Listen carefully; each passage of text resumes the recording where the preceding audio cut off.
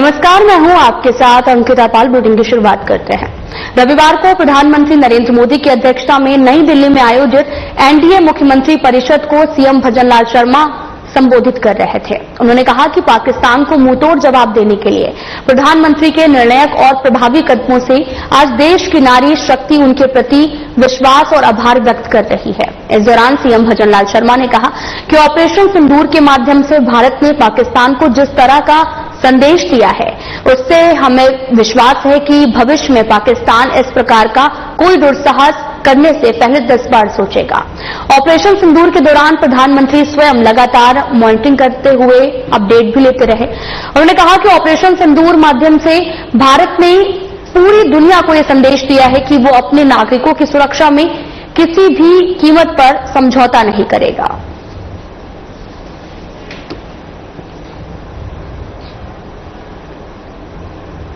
मुख्यमंत्री भजनलाल शर्मा ने एनडीए मुख्यमंत्री परिषद की बैठक में ऑपरेशन सिंदूर पर प्रस्ताव प्रस्तुत किया है, जिसका अनुमोदन महाराष्ट्र के उप मुख्यमंत्री एकनाथ शिंदे ने किया है। इस प्रस्ताव में प्रधानमंत्री नरेंद्र मोदी के नेतृत्व में क्षमता और भारतीय सेना के साहसिक कार्यों की चर्चा की गई है। एनडीए के सभी दलों ने इस प्रस्ताव को सर्वसम्मति से पारित किया है, जिसमें ऑपरेशन सिंदूर के दौरान भारतीय सेना की ओर से पाकिस्तान में आतंकवाद के अड्डों को तबाह करने के साहसिक कार्य की प्रशंसा की गई है। इस प्रस्ताव में सशक्त भारत, समर्थ भारत, आत्मनिर्भर भारत की दिशा में हो रहे कार्यों की भी चर्चा की गई है, जो प्रधानमंत्री नरेंद्र मोदी के नेतृत्व में हो रहे हैं।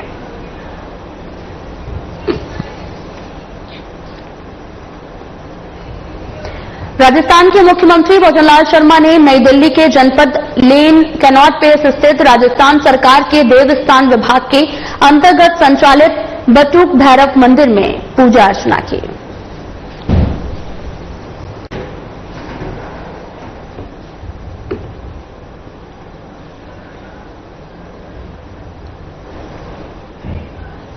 तस्वीरें भी आपको दिखा रहे हैं, जो कि नई दिल्ली से हैं, जहां पर सीएम भजनलाल शर्मा पूजा अर्चना करने के लिए मंदिर में पहुंचे थे और यहां पर पहुंचने के बाद उन्होंने विधि विधान के साथ पूजा अर्चना की, जिसकी तस्वीरें भी हम आपको टीवी स्क्रीन पर दिखा रहे हैं, जहां पर देशवासियों की खुशहाली की कामना करते हुए सीएम भजनलाल शर्मा नजर आ रहे हैं।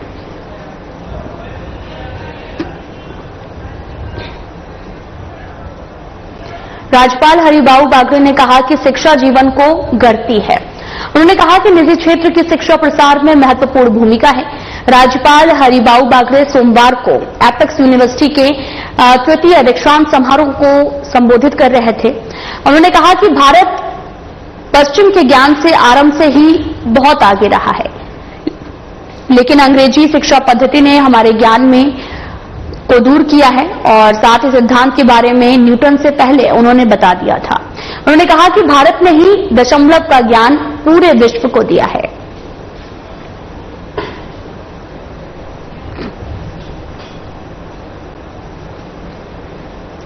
मुख्यमंत्री भजनलाल शर्मा ने सोमवार को नई दिल्ली के पृथ्वीराज रोड स्थित राजस्थान हाउस के पुनर्निर्माण कार्यों का निरीक्षण किया है। सीएम ने अधिकारियों को कार्यों में और अधिक गति लाते हुए समय सीमा में इन्हें पूरा करने के निर्देश दिए हैं। सुरक्षा मानकों का कड़ाई से पालन करते हुए पुनर्निर्माण कार्य को पूरा किया जाए। निरीक्षण के दौरान अधिकारियों ने मुख्यमंत्री को जानकारी दी कि राजस्थान हाउस के पुनर्निर्माण कार्यों को प्राथमिकता के साथ पूरा किया जा रहा है।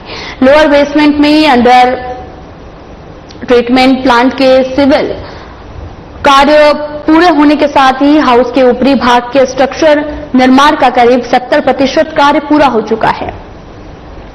नई दिल्ली स्थित राजस्थान हाउस का पुनर्निर्माण कार्य चल रहा है और इस कार्य में राजस्थान की कलात्मक स्थापत्य शैली का खूबसूरत तरीके से समन्वय किया जाएगा। भवन की बाहरी दीवार पर धौलपुर स्टैंड स्टोन का भी कार्य किया जाएगा।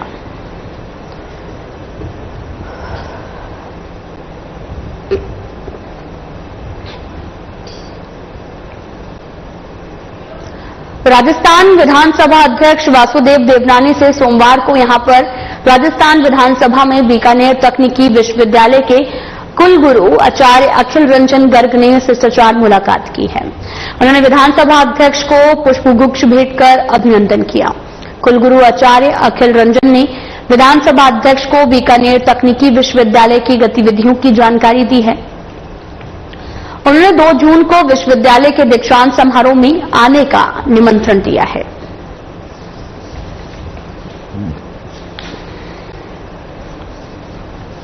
राजस्थान विधानसभा अध्यक्ष वासुदेव देवनानी से सोमवार को यहां पर राजस्थान विधानसभा में बीकानेर तकनीकी विश्वविद्यालय के कुलगुरु आचार्य अखिल रंजन गर्ग ने शिष्टाचार मुलाकात की है।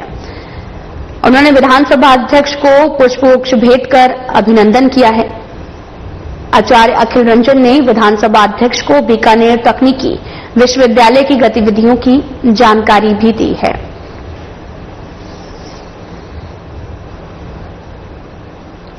राजस्थान विधानसभा अध्यक्ष वासुदेव देवनानी ने सोमवार को श्री निम्बर्क तीर्थ सलीमपुरा में स्थित अखिल भारतीय जगत गुरु श्री निम्बार्काचार्य पीठ में पहुंचकर श्री श्री श्याम शरण देवाचार्य के दर्शन कर आशीर्वाद प्राप्त किया है। इस अवसर पर विधानसभा अध्यक्ष ने श्री देवाचार्य का दुपट्टा पहनाकर अभिनंदन किया है। उन्होंने देवाचार्य को राजस्थान विधानसभा की स्मृति स्वरूप वार्षिक डायरी भेंट की है। देवाचार्य ने भारतीय नववर्ष के अनुसार प्रकाशित की गई डायरी प्रकाशन की अभूतपूर्व पहल के लिए विधानसभा अध्यक्ष को बधाई दी है। विधानसभा अध्यक्ष ने निम्बार्काचार्य पीठ की ओर से चल रहे आध्यात्मिक सामाजिक कार्यों की सराहना की है और कहा कि ऐसे तीर्थ स्थल भारतीय संस्कृति और सनातन परंपरा के संवाहक हैं।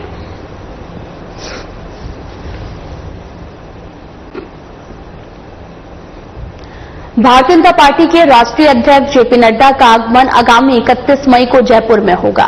उनके आगमन को लेकर बीजेपी प्रदेश कार्यालय जयपुर में बैठक संपन्न हुई है और इस बैठक में प्रदेश अध्यक्ष सहित तमाम नेताओं ने शिरकत भी की है।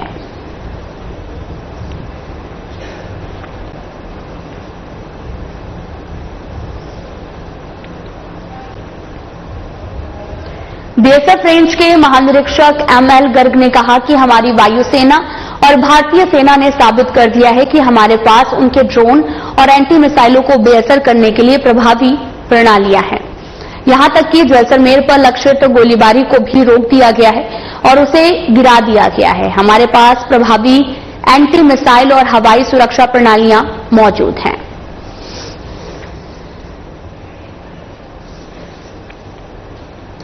बीएसएफ रेंज के महानिरीक्षक एमएल गर्ग ने यह भी कहा कि हमारी वायुसेना भारतीय सेना ने साबित कर दिया है कि हमारे पास उनके ड्रोन और एंटी मिसाइलों को बेअसर करने के लिए प्रभावी प्रणालियां हैं। यहां तक कि जैसलमेर पर लक्षित गोलीबारी को भी रोक दिया गया है, उसे भी गिरा दिया गया है। हमारे पास प्रभावी एंटी मिसाइल और हवाई सुरक्षा प्रणालियां भी मौजूद हैं।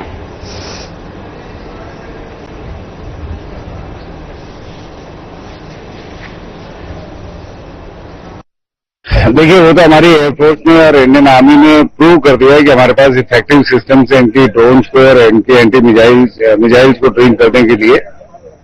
तो जैसलमेर पे भी जो फायर आया है वो भी नीचे गिरे हैं। जो भी ड्रोन्स मिसाइल्स आई है जैसलमेर, पोखरण, फलोदी, लगभग सभी जगहों पे जितने भी आए हैं, तो उनको बीकानेर, हर जगह पे तो हमारे पास बहुत इफेक्टिव सिस्टम्स है। और मिसाइल्स की रेंज तो कुछ भी हो सकती है, बट हमारे पास जो इफेक्टिव एंटी मिसाइल सिस्टम्स है, एयर सेफ्टी के जो सिस्टम्स है हमारे, वो इम्पोर्टेंट, एयर सिक्योरिटी के जो सिस्टम्स है वो इम्पोर्टेंट है।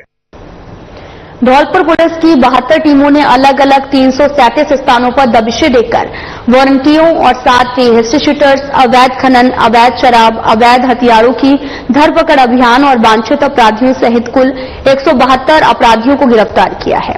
अवैध शराब की धरपकड़ में 9 मामले दर्ज कर 8 आरोपियों को गिरफ्तार कर उनके कब्जे से अवैध देशी शराब के 594 पव्वे, 20 लीटर अवैध हथकड़ कच्ची शराब और बाइक जब्त की है।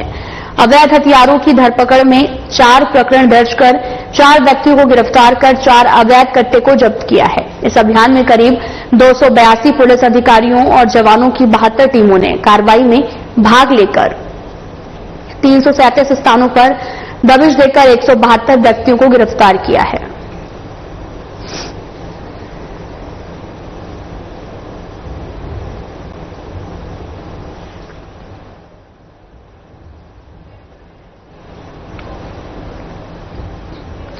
राजस्थान में कोविड के मामलों में फिर से वृद्धि देखी जा रही है। रविवार को राज्य में 3 नए मामले सामने आए हैं। ये मामले जयपुर, जोधपुर और उदयपुर से सामने आए हैं। राज्य में अब तक कुल 15 कोविड पॉजिटिव मरीज पाए गए हैं, जिनमें से 10 मामले पिछले 2 दिनों में सामने आए हैं। शनिवार को 7 नए मामले सामने आए थे, जिनमें से 4 बच्चे 11 साल से कम उम्र के थे। रविवार को मिले 3 नए मामलों में से एक 2 साल की बच्ची की जोधपुर के एनआईसीयू में भर्ती किए गए हैं।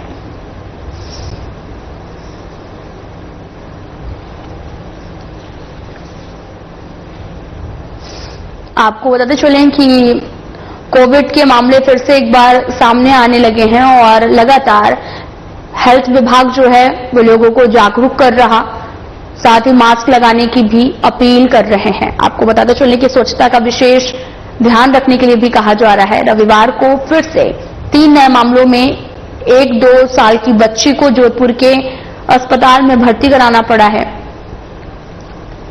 फिलहाल ऐसा कहा जा रहा है कि डरने की जरूरत नहीं है, सतर्कता बरतने की जरूरत है और फिर से एक बार कोरोना बढ़ रहा है। नमस्ते, मैं डॉक्टर शीतू सिंह, श्वास रोग विशेषज्ञ, director lung centre, Rajasthan hospital. हमने हाल में ही सुना है कि कोविड के केसेस दोबारा आने लगे हैं, पर ऐसे में घबराने की जरूरत नहीं है। हमें सचेत रहना होगा। जो हमने कोविड टाइम में सीखा था उसे पुनः याद करें। हाथ नियमित रूप से धोएं।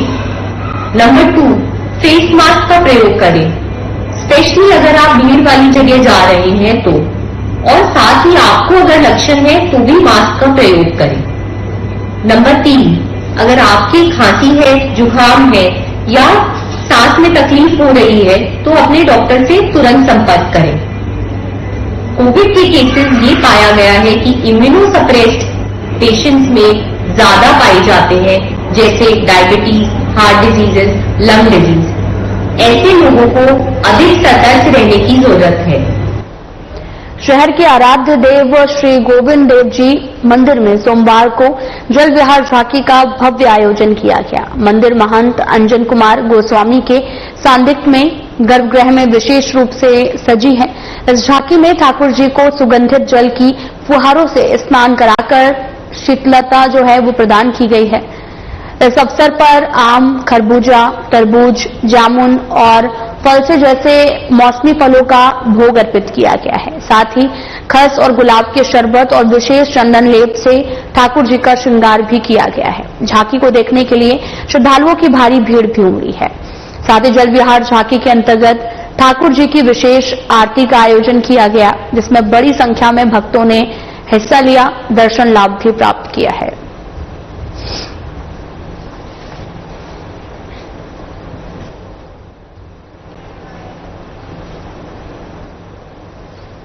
बारा पुलिस ने डॉक्टर वैभव चावला हत्याकांड का सनसनीखेज खुलासा करते हुए 2 आरोपी को गिरफ्तार करने में सफलता हासिल की है।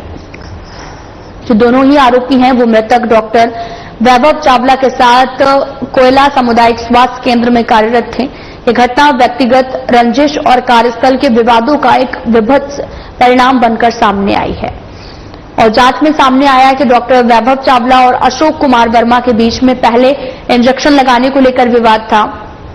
बाद में सुलह हुई, लेकिन अशोक वर्मा अक्सर ड्यूटी से गायब रहते थे या फिर देर से आते थे। डॉक्टर चावला उनकी अनुपस्थिति दर्ज कर देते थे और जिसे अशोक वर्मा बिना अनुमति के काटकर अपने हस्ताक्षर कर देते थे। और इसके चलते आपको बताते चले कि डॉक्टर चावला ने अशोक वर्मा को 4-5 बार कारण बताओ नोटिस जारी किए थे, जिसके बाद में अशोक वर्मा उनसे गहरी रंजिश रखने लगे। अशोक ने अपनी ये नाराजगी साथी शंकरलाल बैरवा को बताई और दोनों ने मिलकर डॉक्टर चावला को सबक सिखाने की ठान ली।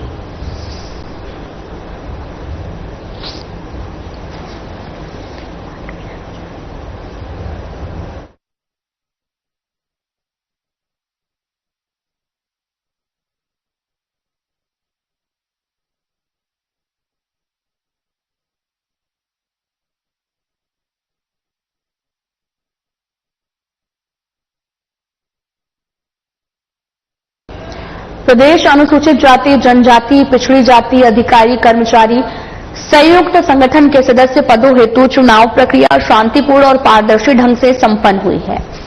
निर्वाचन प्रक्रिया में संगठन से जुड़े अधिकारियों और कर्मचारियों ने उत्साहपूर्वक हिस्सा लिया है। चुनाव के दौरान बड़ी संख्या में मतदाताओं ने अपने मताधिकार का प्रयोग कर लोकतांत्रिक प्रक्रिया को मजबूती प्रदान की है। साथ ही मतगणना के बाद में उम्मीदवार विजय घोषित किए गए हैं और हेमंत मीना अध्यक्ष, महेंद्र सिंह करोल महासचिव निर्वाचित किए गए हैं।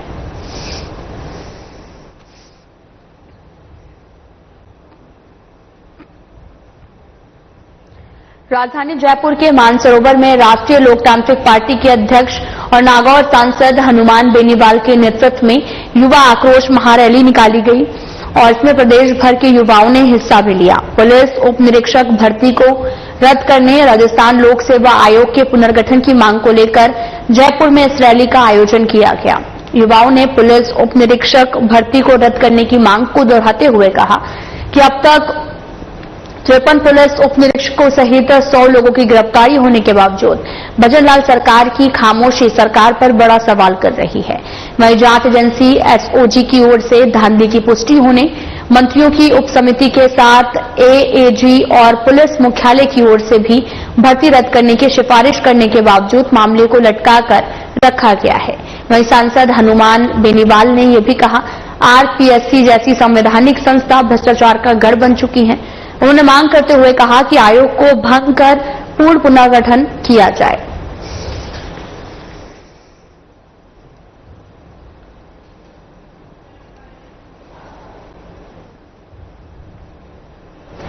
राज्य के ग्रामीण विकास और पंचायती राज्य मंत्री ओटाराम देवासी ने रविवार को सिरोही जिले के पंचायत समिति क्षेत्रों में जन सुनवाई की है। साथ ही केंद्र और राज्य सरकार की योजनाओं के अंतर्गत करवाए गए विकास कार्यों का लोकार्पण किया है। कार्यक्रम को संबोधित करते हुए राज्य मंत्री देवासी ने कहा कि केंद्र और राज्य सरकार की ओर से संचालित योजनाओं के तहत जिले में विकास के काम करवाए जा रहे हैं और जनसुनवाई के माध्यम से ग्राम पंचायतों में कामों की जानकारी भी ली जा रही है। ग्रामीणों से उनकी समस्याएं सुनकर उनका समाधान भी किया जा रहा है। इस मौके पर कई अधिकारी, जनप्रतिनिधि और आम लोग भी मौजूद रहे।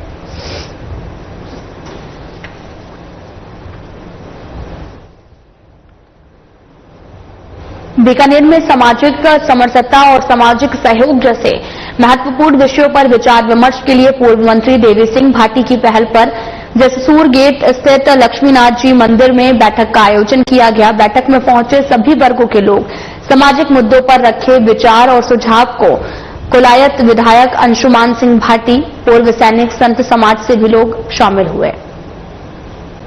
इस दौरान देवी सिंह भाटी ने कहा कि सामाजिक समरसता को सशक्त करने की दिशा में एक कदम बढ़ाया गया है। कई जगह ऐसे आयोजन होंगे ताकि सामाजिक चेतना और सहभागिता को बढ़ावा मिल सके। जो समाज के हालात हैं उसके बारे में काफी दिनों से चिंतन कर रहा था कि हमने जो पाश्चात्य देशों की नकल करके जो टाउन प्लानिंग की है, जो बसावट की है शहरों की, हमने जो पुरानी हमारी परंपरा थी कि हर गांव में, मोहल्ले में, शहर में वार्ड चौक सबका आपस में मिलना जुलना होता था। लेकिन ये सीधी लाइनें खींचने तो किसी का आपस में मिलना जुलना नहीं होता। अब मिलना जुलना भी बंद हो गया। तो ये जरूरी है कि कोई भी बात हो, चाहे हिंदुस्तान पाकिस्तान की लड़ाई हो, तो भी बैठ के बात होती है। यहाँ बात होने का कोई रास्ता ही नहीं है। अब समस्याओं का कोई मन में कोई चिंता है तो अब किससे बात करें? वो अकेला बात करके रुके बैठ जाता है। तो इसलिए हम चाह रहे हैं कि मोहल्ले वाइज प्रकार से सार्वजनिक स्थल पर इकट्ठे हों, हफ्ते में एक बार आधा घंटा, और आपस में चर्चा करें। सबसे पहले तो परिचय हो। हम जानते नहीं, परिचय भी नहीं है। वो परिचय होगा, फिर दुख सुख की बात करेंगे, फिर बच्चों की बात करेंगे कि बच्चों में पढ़ाई की बात है, बच्चों के गलत रास्ते में कोई नशे की तरफ जा रहे हैं, कोई बहन बेटियों का मसला है, कोई छोटा मोटा गांव में या शहर में मोहल्ले में विवाद हो गया, बिना कारण हम जा रहे हैं पुलिस के अंदर, तो वो वही इकट्ठे होकर बात को वही निपटा सकते हैं। तो हम चाह रहे हैं कि इसके सारे जो जितना आज आदमी सोच रहा है वो सारा हम मिलजुल के बैठ के आगे लाएं ये मसला, जिससे हर समस्या का समाधान होगा, चाहे सरकार से मसला है, चाहे दूसरा कोई मसला है। तो ये एक शुरुआत है। अभी हमने यहाँ शुरुआत की है कि 1-2 यहाँ करेंगे, उसके बाद में धरणीधर महादेव के वहां भी चर्चा करेंगे, उसके बाद में लक्ष्मीनाथ जी के मंदिर में लागने अलग अलग जिससे प्रचार प्रसार हो। आज बाहर से भी लोग काफी आगे, तो उनको भी आह्वान किया है, आप भी अपने अपने गाँव में कम से कम इकट्ठे हो, चर्चा करो।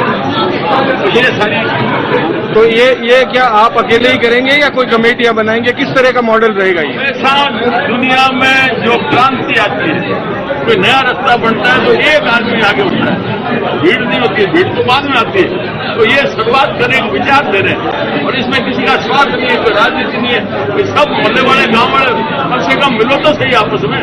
तो ये शुरुआत होगी। तो मैं सोच रहा हूँ जैसे हमने 69 शास्त्र का चालू कर रखा है वहाँ 2021 से, तो लोगों को 17 अध्याय कंठस्थ हो गए गीता के, और वहाँ मार्शल आर्ट भी सीखे, लाठी चलाना भी सीख रहे हैं। तो रास्ता बढ़ाने से बढ़ता है, वो एक शुरुआत है। उसके बाद में निश्चित तौर पर लोग जुड़ेंगे क्योंकि किसी में स्वार्थ नहीं है। और आज अकेले में बैठ के वो रो रहे हैं कि हमारे कोई सुनने वाला नहीं है, और इकट्ठे होंगे तो उनकी बात के ऊपर वजन आ जाएगा, निश्चित तौर पर उसकी रास्ता बढ़ेगा। खबर हनुमानगढ़ से है, जहां पर इंदिरा गांधी नहर परियोजना में हरिके बैराज से पानी की मात्रा लगातार बढ़ रही है। शनिवार को 8100 क्यूसेक पानी मिलना शुरू हो गया है।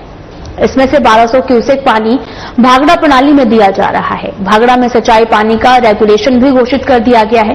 1 सप्ताह के अंतराल से किसानों को सिंचाई के लिए पानी मिलेगा। और साथ ही इंदिरा गांधी नहर परियोजना में इन दिनों पेयजल भंडारण करवा रहे हैं और 12 जिलों के लगभग 2 करोड़ लोगों के लिए पेयजल का पर्याप्त स्टोरेज होने के बाद सिंचाई पानी का वरीयता क्रम घोषित किया जाएगा। विभागीय अधिकारियों के अनुसार अंतिम छोर तक पेयजल स्टोरेज के बाद ही सिंचाई पानी की रेगुलेशन घोषित होगा।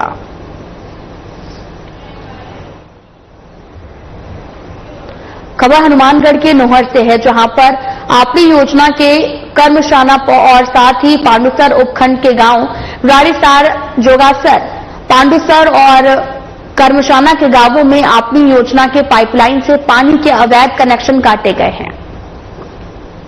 नोहर आपड़ी योजना के अधिशासी अभियंता साहिल कुमार ने बताया कि पेयजल पाइपलाइन से कई लोगों ने अवैध कनेक्शन कर रखे थे, जिस पर जागरूक लोगों की शिकायत पर हमारी टीम ने गांवों में पहुंचकर इन अवैध कनेक्शनों को भी हटवाया है। भविष्य में पाइपलाइन से पानी चोरी नहीं करने की भी बात कही है। उन्होंने कहा कि अगर दोबारा पाइपलाइन से चोरी करते पकड़े जाने पर विभाग की ओर से उनके खिलाफ मुकदमा दर्ज करवाया जाएगा। तो अधिशासी अभियंता ने बताया कि सभी जागरूक लोगों को इसके बारे में पाबंद भी किया गया है।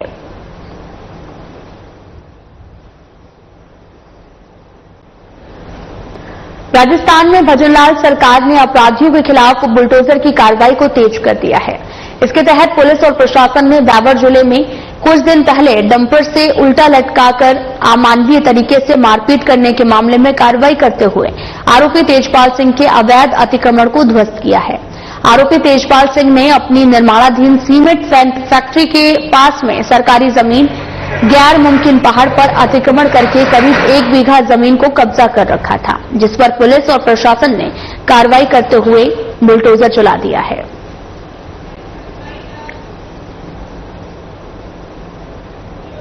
फिलहाल बुलेटिन में इतना ही। नमस्कार।